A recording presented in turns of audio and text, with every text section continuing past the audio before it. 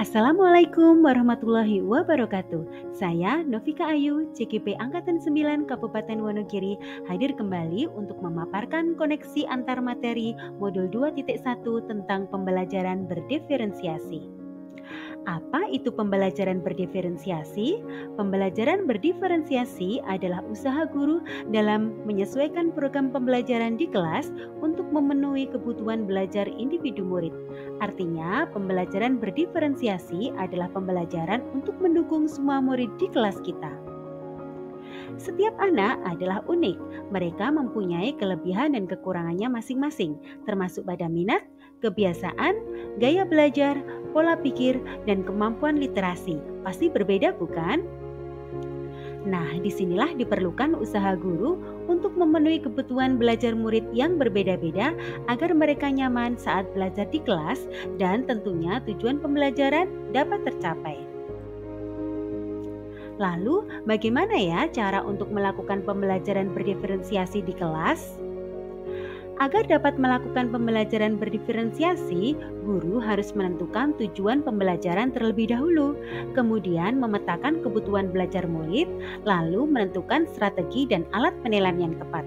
Guru juga harus menciptakan lingkungan belajar yang mengundang siswa untuk tertarik dalam pembelajaran serta melakukan manajemen kelas yang efektif dan melakukan penilaian yang berkelanjutan.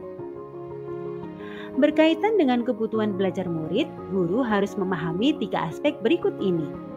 Yang pertama, kesiapan belajar murid. Hal ini mengharuskan guru untuk menilai pengetahuan awal dan menentukan apa yang telah murid ketahui dan di mana murid berada. Yang kedua, minat murid. Minat setiap anak pasti berbeda. Minat adalah salah satu motivator penting bagi murid untuk terlibat aktif dalam proses pembelajaran. Dan yang ketiga, profil belajar murid. Profil belajar murid berkaitan dengan lingkungan, budaya, gaya belajar, dan kemampuan majemuk yang berbeda antara satu murid dengan murid yang lain. Kebutuhan murid dapat diidentifikasi dengan cara mengamati perilaku murid, mengidentifikasi kemampuan awal murid, mereview dan merefleksi praktik pembelajaran, berbicara dengan guru sebelumnya, membaca rapot murid di kelas sebelumnya, dan menggunakan berbagai penilaian formatif dan diagnostik.